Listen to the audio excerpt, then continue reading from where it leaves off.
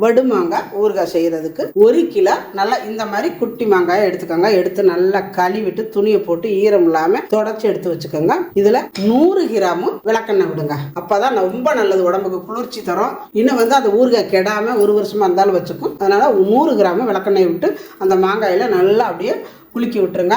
மிச்சி சேர் எடுத்துக்கோங்க.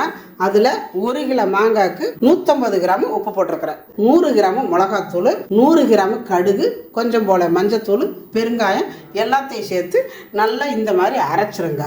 அரைச்சிட்டு நம்ம விளக்கெண்ணெய் போட்டு குலுக்கி வச்சிருக்கிற அந்த மாங்காயில் இந்த மிளகாத்தூளை கொட்டி நல்லா அப்படி ஒரு கிளறி விட்டு மூடி வச்சு ஒரு 5 நாள் கழித்து எடுத்து பார்த்தீங்கன்னா பாருங்கள் இந்த மாதிரி இருக்கும் மாங்காய்.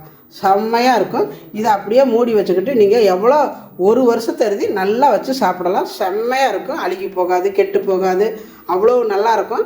ஒரு மாங்காய் எடுத்து பார்த்தீங்கன்னா பாருங்க எவ்வளோ நல்லா இருக்கு பாருங்க. அவ்வளோ நல்லா இருக்கும், சாஃப்டாகவும் இருக்கும். சாப்பிட்றதுக்கு கண்டிப்பாக ஒரு முறை செஞ்சு பாருங்க. இன்னும் ஊறுச்சுன்னா நல்லா இருக்கும்.